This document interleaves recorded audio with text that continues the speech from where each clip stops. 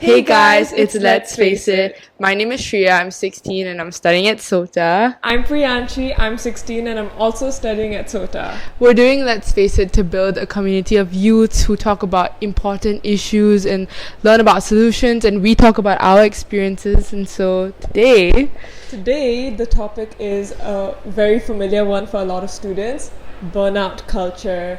We recently had our end of year exams. Right now we're in the middle of our holidays. But I think it's still a very important experience to talk about because it's something that is faced and relatable to a lot of students our age. Yeah. So without further ado, let's talk about it.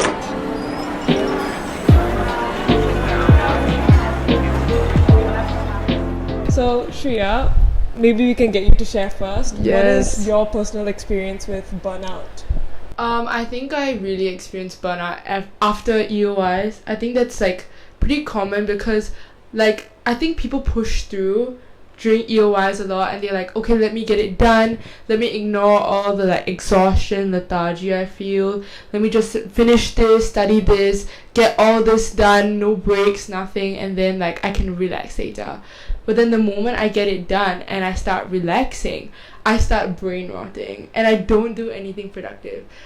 For example, the past few days, I've been sitting in my room, either reading books or reading TVs. Okay, but this is bad because I read a book just to watch the show and say that I read the book first before watching the show. So that's what I've been doing. So I've been watching movies and indulging in a lot of this media that I didn't get to during EOIs. But I think that's led to a lot of brain rot because I told myself, oh, I'd do this and I'll be productive. After EOIs, I'd indulge in my hobbies instead. I like to do Lego, but I haven't done anything and I've just been really, really burnt out because of EOIs. What about you, Priyanshi? Well, before I share my own personal experience, I think I want to add on to what you said. I think it's pretty interesting where you said that because you're burnt out, you're not able to do anything productive. Mm-hmm. And I completely agree with that because, for example, things like Let's Face It and other passion projects or CAS projects that we have. CAS is something that we have in school, which is similar to ACCA or of sorts, community service in that sense. I agree that because of all the academic burnout, because of that vigorous practice of just studying every day, it's so hard to invest even more energy into all of these projects, even though you're expected to be able to balance all of these things as a student. Right. So I completely get it. Me personally, okay, I try not to use the word burnout as much as I can because I always feel a sense of imposter syndrome in the sense where I can never quite distinguish between what is burnout and what is just simply maybe exhaustion. But I think this year I'll quantify my experience before EOIs to be burnout simply because it's something I've never experienced before. So what happened before EOIs was that I had a lot of projects within the 2 weeks building up, and it was just project after project after project, deadline after deadline after deadline. Oh my gosh. And I was stressing out because I wasn't able to start my revision and everyone else had already started their revision. And then finally, when I had finished all of my projects and I could finally sit down to study, I had no more motivation. Right. And I'm usually a pretty self-driven student. You don't have to incentivize me to try to study hard simply because it's one, sometimes I enjoy studying, and two, it's just a muscle memory thing at some point where if everybody around you is studying, you also feel the drive to study. Right. But I was looking at everyone around me studying and I wasn't feeling the stress to study. Yeah, I know what you mean. And so some people said that was a good thing because it's better to not be stressed than to be stressed. But it was actually not as good of a thing because it was a result of me losing sight of why I even needed to study in the first place.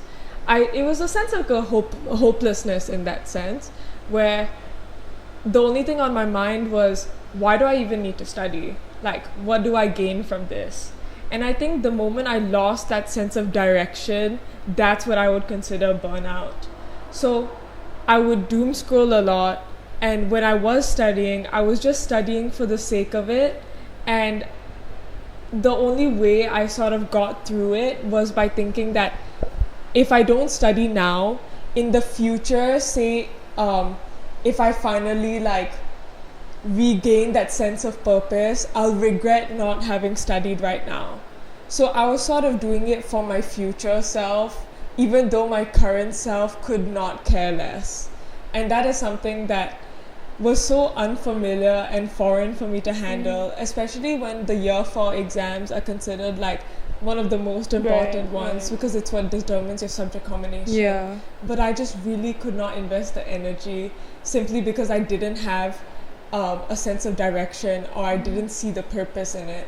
And I think a lot of times when we think about burnout, we think about only energy, like when you get tired from it. But I think what distinguishes it from simple exhaustion is when you don't even know where your end goal is anymore. Right.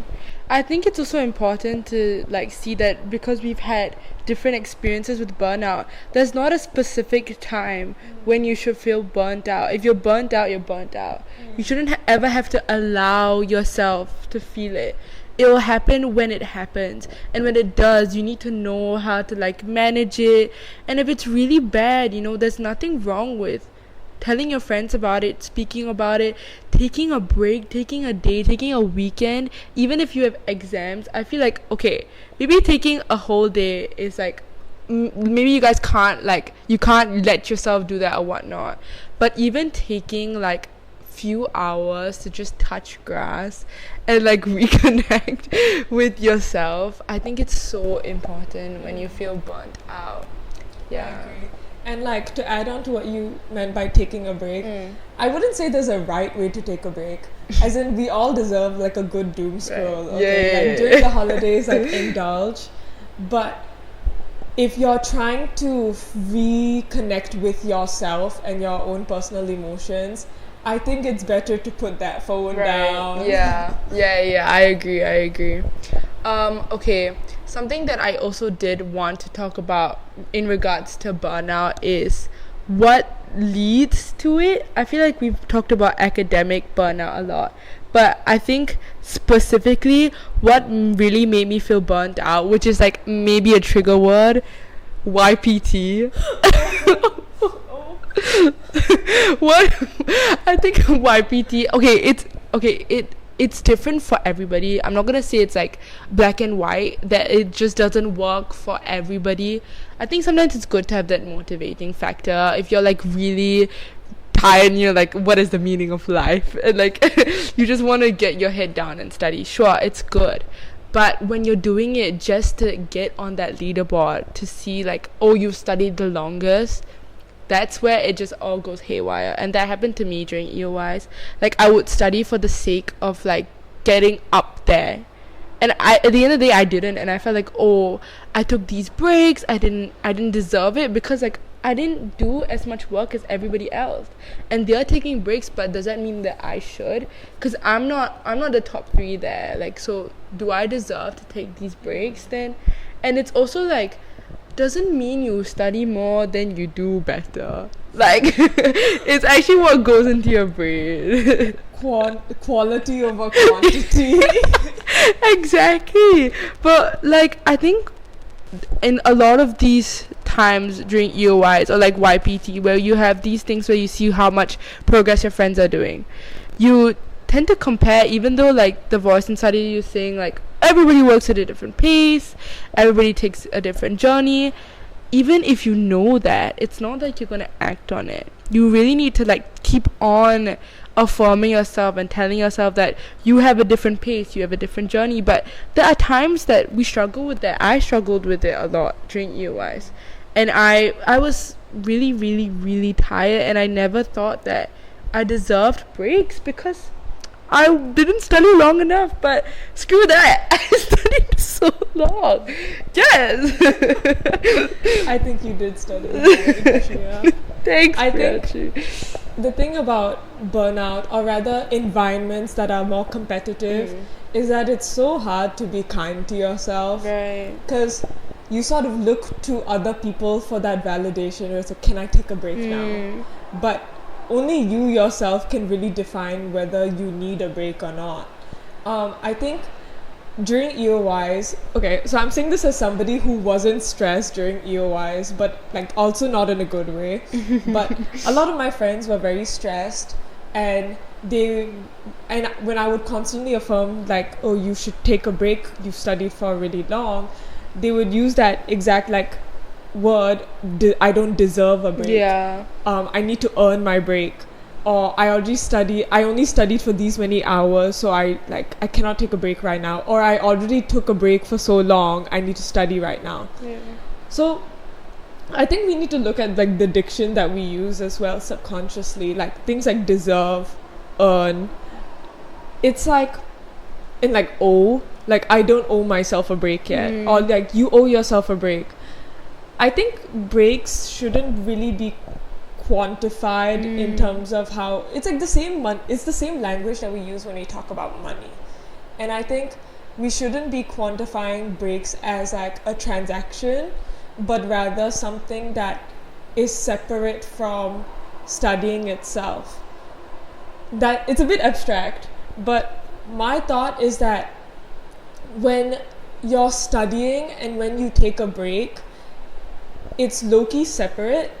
Like, I understand that the concept of taking a break is that you're taking a break from studying, but I truly think that taking a break is more about connecting with yourself. Right. So there are two separate tasks, both of which you need to prioritize. So rather than referring to them as breaks, it's like, consider it me time. Or if you call it a different way that makes it more approachable for you to sort of indulge in it a little more, then maybe that makes taking breaks, or whatever you want to call it, something a little less intimidating and something that makes you feel less undeserving. Yeah, also I want to say that a lot of people nowadays think that breaks either mean, if you're on your phone during a break, it means you're doom scrolling. Incorrect. On TikTok now there's a tab that's like for STEM specific videos. You can always find a way to still scroll on TikTok and still be educated now. I think we should recognize that. I think that's really important. You can doom scroll, you can brain rot, and you can still be burnt out.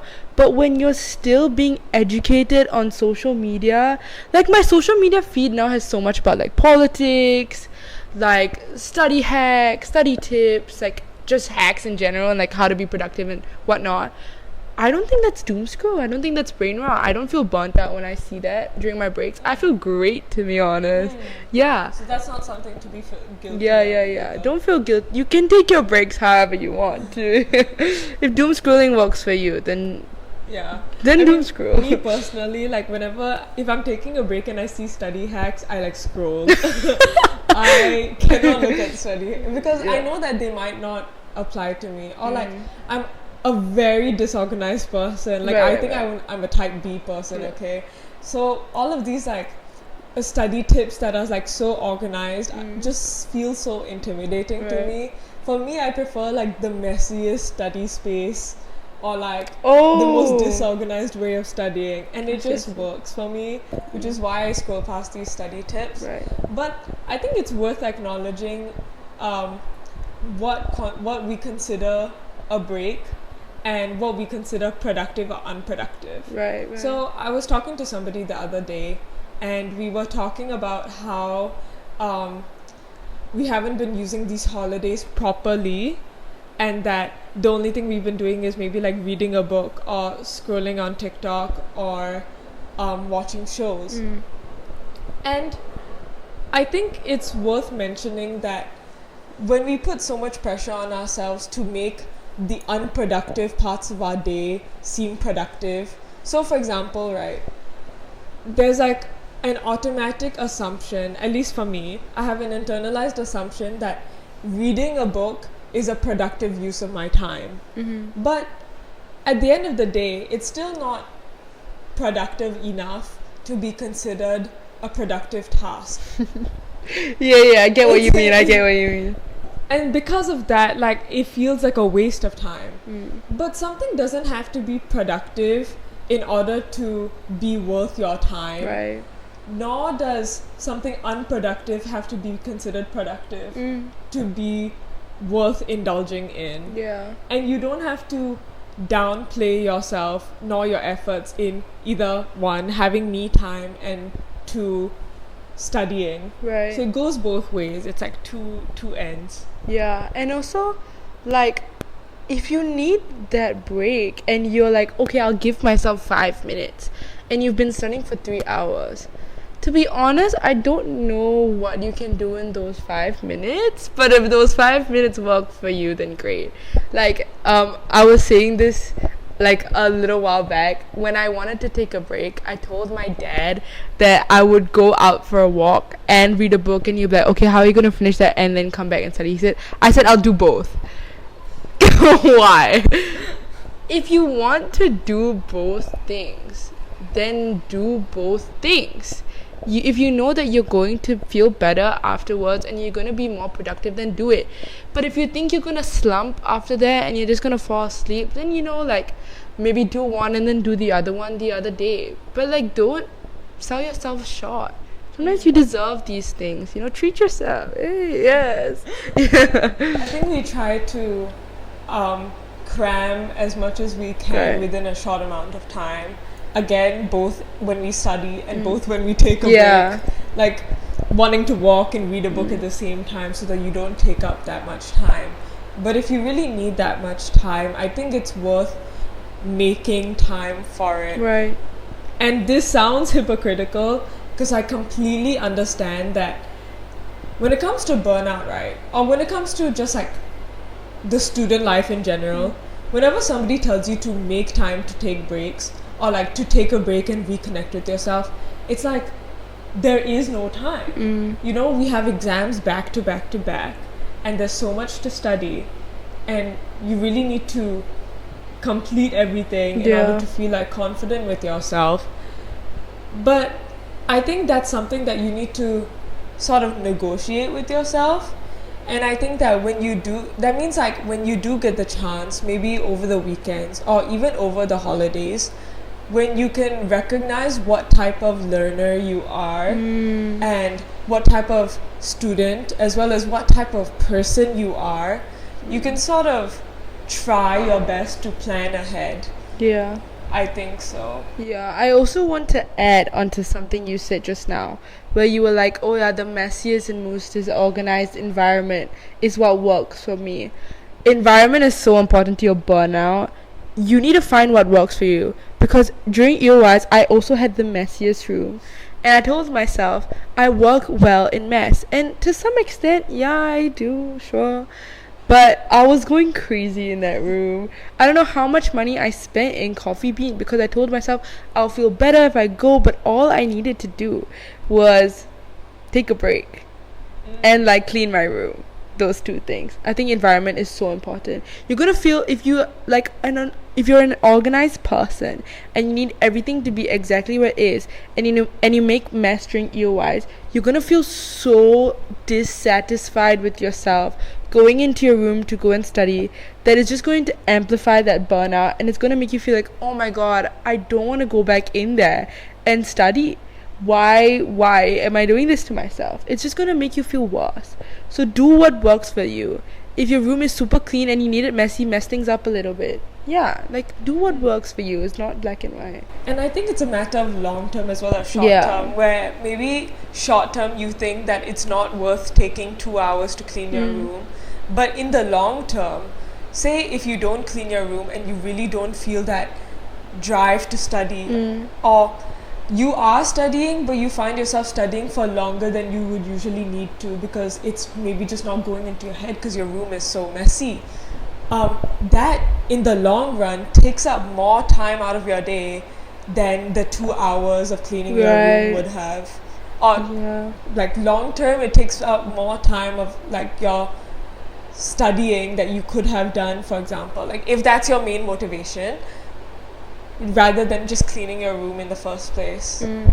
Something that I think is important when we talk about burnout culture is the that girl lifestyle.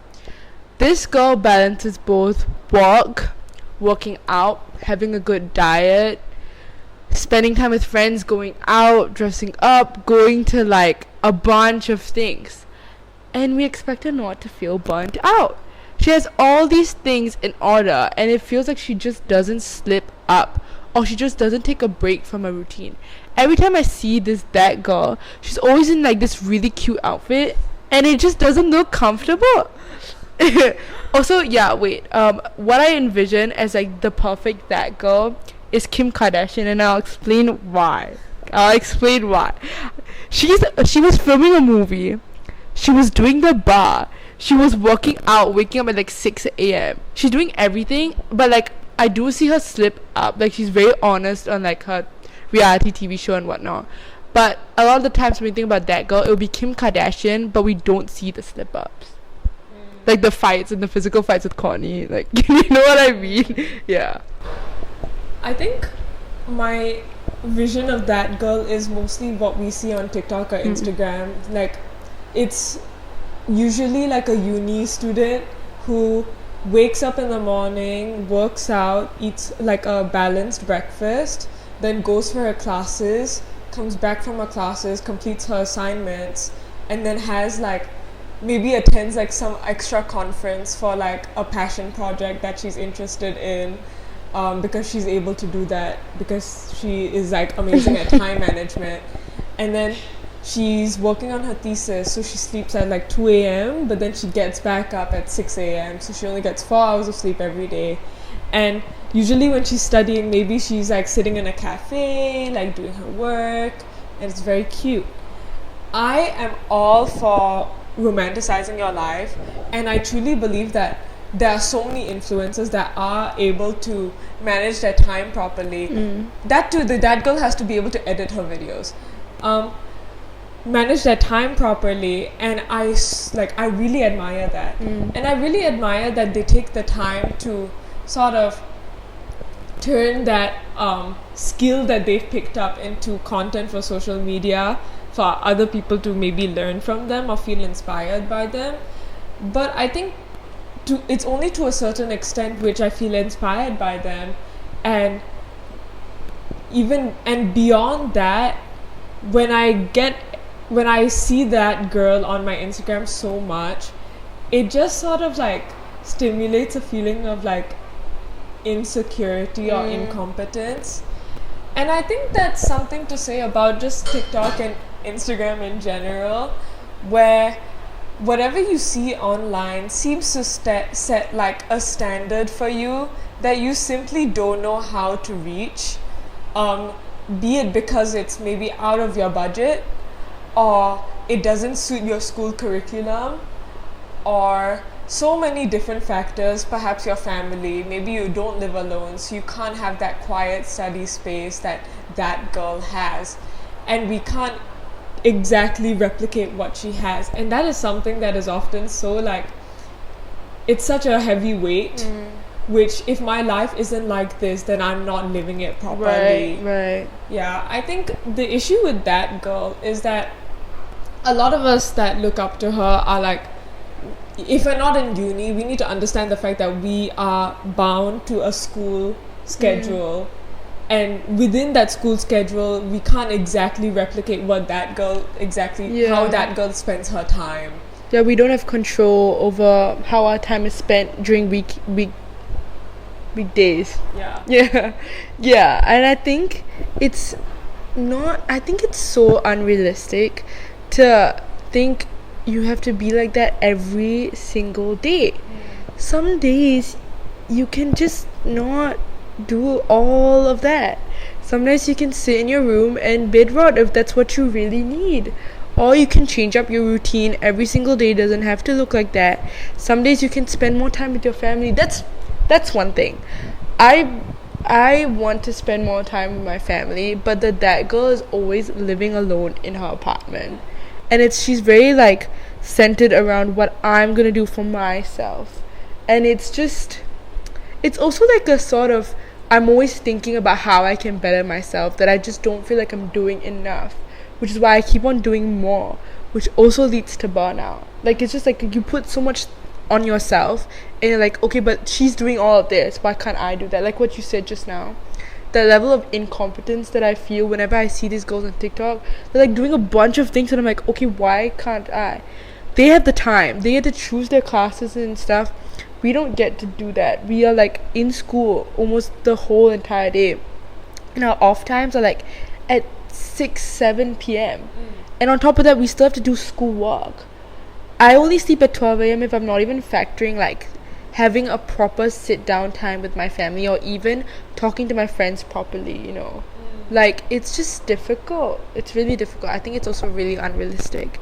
I don't think we as like 16-year-olds should be setting that as our standard. I think you can also formulate your own that girl lifestyle. So what would that look for you, Priyanshi? Like doing things you want to do. I mean,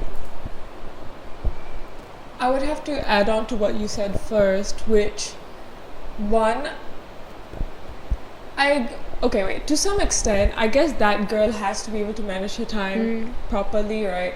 But I agree where it's unrealistic to be able to manage that every single day. And I think it's worth reminding yourself that everything you see on social media isn't the full picture. Yeah.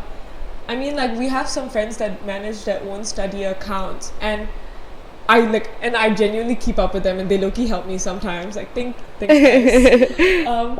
But it's not as if I've never seen them stressed as well.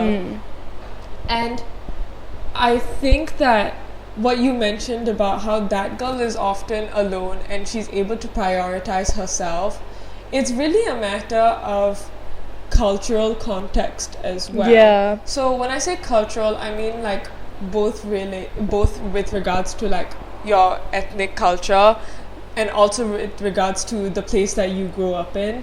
So for me, that would be Indian culture as well as Singaporean culture. I would say that Singaporean culture pushes for one extreme where you're supposed to live for yourself and you're supposed to be you need to be ahead of the game. But Indian culture is a lot about giving back to your family, spending time with your family. And so balancing these two cultures is something that you need to negotiate with yourself about. And in that aspect, I think that it is imperative that everybody sets their own standard for what girl or guy or anything in between they actually want to be. Like, what is your perfect lifestyle and how many days in the week can you sustainably manage it? You know what's a comment that really icks me out? I see this a lot on a lot of Instagram posts. Oh, we all have the same 24 hours. Oh, I really don't like that. Okay. We don't. Okay. I think we all have the same 24 hours, and how we choose to spend it is indeed our choice. However, the statement itself comes from a place of condescension, is the tone that I usually get, where, and I'm saying this from an objective standpoint, when people say that we all have the same 24 hours, usually what they're implying is that I'm not more privileged than you, I'm simply better than you for being able to do all of these things within the same 24 hours. So if you are jealous of me, then you need to somehow improve your own skills. I think there's two takes on this. To some extent, I agree that the onus is on you to take initiative over your own lifestyle and maximize your 24 hours in whatever way you want to. And if you're somebody who is very ambitious but can't seem to find the motivation, then you really need to then it's on you to push yourself to reach your goals. Because at the end of the day, if you're going to set high ambitions, you also need to do higher order tasks or push yourself a little bit. That's one stance. But on the other stance, we are all actually we don't all have the same 24 hours because we are all born into different circumstances. Like we discussed earlier, school students will have different schedules. SOTA students end at like 4 p.m. every day, but maybe other schools end at 2 p.m. But perhaps other schools have CCA that end at 6 p.m. So we really don't have the same 24 hours because we live in a society that has systems and those systems will set the schedule for us. It's maybe we have the same standard of time, like 1 minute is 60 seconds for everybody, but how much time we really have is often not up to us. Yeah. But when it is up to us, I do believe it's important to take responsibility for yourself. And that's not to say you should feel pressured to be productive all the time, but it's a matter of being more mindful with how you're using the time. So if you're doom scrolling, then be aware that you're doom scrolling, or be conscious that you are spending these many hours on this activity, whether or not you think that's a good or a bad thing is something that is up to you. Yeah. I think that ties into burnout, because burnout is something where it is very closely linked to time. How much time are we spending studying and doing work? How much time are we spending on a break? How many hours of that break is an actual break, and how many of it are spent doom scrolling? So having that mindfulness is something that I believe is very key. Yeah, also when you do have those days where you're like, oh, I don't really want to follow that thing, or I like, oh, I've already been following this routine for like 3 days and it's working, but then there are some days where I can't do it, then change it up. Change it up. It doesn't always have to be set every single day. Your life is not pre-written. You are not bound to an aesthetic. Yeah. You can be that girl one day, and you can bum around the next. Yes. It doesn't change the fact that you were that girl for a day. Then that's okay. Also, something that Priyanshi said was that like everybody has that amount of time, but not everybody is constrained with the time that is set by other people for you. I think some people have different journeys. You said this, by the way, comparison is a thief of joy. I probably stole it somewhere, sorry. I don't know who that is. We don't know who actually said it, but I know it from her. And I think that's so right. I think you just need to focus on what works best for you sometimes, and what you can do with the amount of time that is set for you by you, and not set for you by other people. Yes. So it's all about balancing the external, the internal, and everything. Also, something that we haven't talked about, but it's also like kind of in tune with that girl and all that, is emotional burnout. I think we've talked about academic burnout a lot. I think that's really, really common, like talking about academic burnout, but I haven't seen a lot of people talk about emotional burnout. I think when we think about emotional burnout, it's so easy to feel that way when you're in your teenage stage and you feel a lot and you're like really emotional and like hormones, whatnot. I think it's normal when you feel as though like there's so many emotions in you that you're just tired and you just want to be like, screw this, I don't want to do this anymore, I'm gonna YOLO. Wait, what exactly do you mean by emotional burnout? I think there's two types. I think you can feel burnt out by your own emotions when you're like, I feel so, like imagine someone like completely like ruins an artwork that you did. First of all, you feel frustrated because like, what the heck, I spent so long doing this. But you also feel like really sad and like depressed and like, I don't want to draw anymore, like I hate this. And then you're like really angry and you're like, you want to kick that person back. All those emotions can be so overwhelming that you just feel so burnt out that you feel at the end you feel nothing. And then you like in a, like if it really is so painful for you, you're in a rut, and that is emotional burnout, where you're like immune to feel things for a certain amount of time, and then you need to like emotionally regulate yourself. But not everybody has that skill. You can also feel, the second type is being, I think the most common. Yeah, the second type, you think? Yeah, like feeling for other people. Yeah, like you talk to your friends a lot and they rant to you a lot, and that's fine.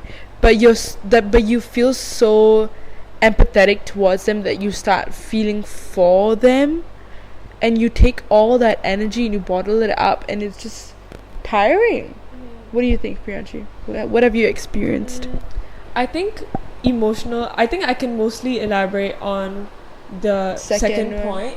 I think emotional burnout as a result of like empathy, in short, it's usually a byproduct of emotional burnout due to academics or other parts of your life.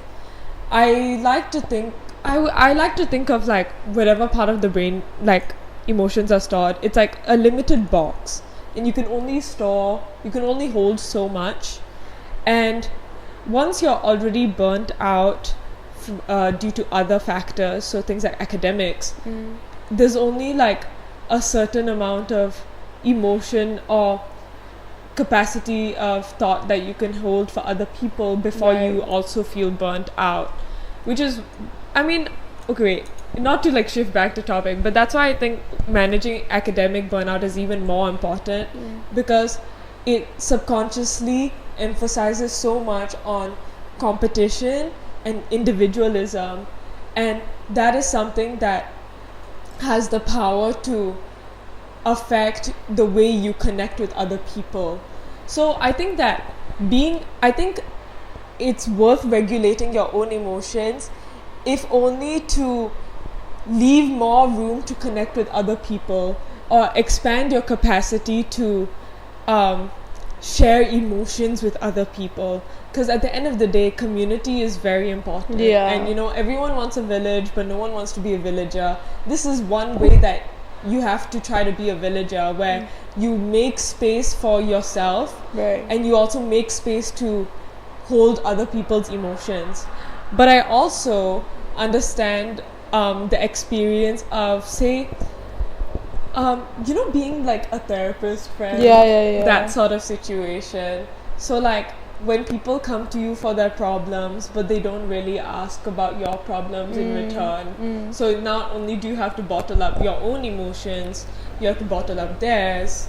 And oftentimes there's a third emotion of resentment that starts to grow. Because not all of us can be unconditional as much as we try to be. Not all of us can be selfless 100% of the time.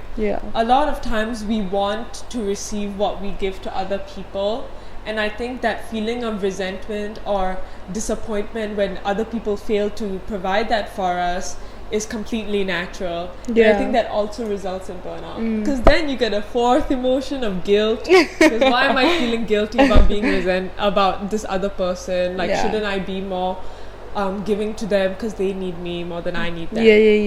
It's like a whole cycle. I think for that feeling of like, I need to hear them out a lot, I think your friends will understand when you're like, okay, could you tell me this at like a better time, or like when I'm not so overwhelmed.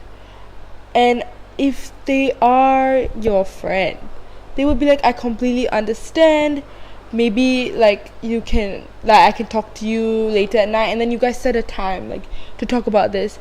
And once you let them know that you're feeling overwhelmed, naturally they would talk to you about it and be like, why are you feeling overwhelmed? Are you burnt out? Is this also too much on you? But I think a lot of the times we feel so guilty, like what you said, to even say that and get that out, like, I don't think you can talk to me now. It's like shunning them away, and it just feels so painful to do that. But when you're so burnt out by your own emotions, how can you expect to carry someone else's? Because you know that you're not going to do those emotions good. It's not going to be good. And also, one thing that like I've always been told since young is to not expect things in a relationship, not to expect them to give back things to you. And just know that if you're gonna give something, don't expect something in return. Do it because you want to do it. I think that's good, that's nice, but that doesn't mean it completely like takes away disregarding yourself. Takes away from the fact that you do want that, and that's fine to want it back.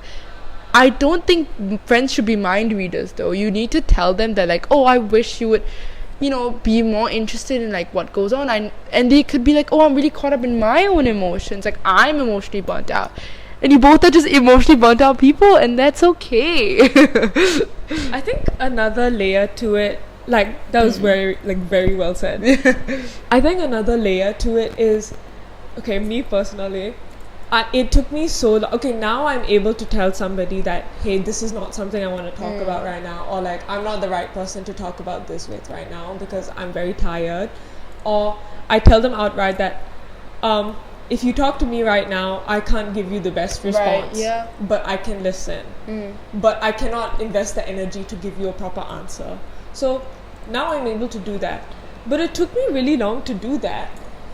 And I think it also comes from a place of insecurity in my friendships, because I would say in the past I felt as though like if they weren't able to rely on me to tell me their feelings, then they would go to somebody else and I would be forgotten. And I think that place of insecurity is one thing that really scared me, because it's not just about myself, it's about our relationship. It's like that feeling of jealousy as well, or like maybe insecurity, where if you see your friend, okay, this is something I had in the past, but when I would see my friends turning to other people and consulting with them about their emotions, when usually they would consult with me, I would feel like a sense of abandonment in that sense. That sounds very bad. No, it's it's okay. Serious, guys. It's not that serious. I feel a sense of abandonment, and so but now I'm able to I still get that feeling sometimes, but I have to remind myself that I wouldn't have enjoyed being in that position anyways. Like, I like the idea of being the one that somebody turns to, but the experience of it is too tiring for me sometimes. Other times maybe not. And during those times, I will do my best to be there for you. But when I can't, I'll do my best to be there for me. Yes, I think that's really valid.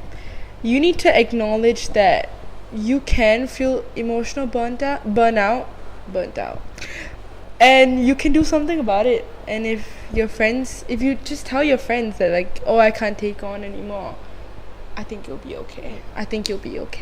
Your friendship should not be dependent on a transaction like that. Ooh, do you hear that? That's bars.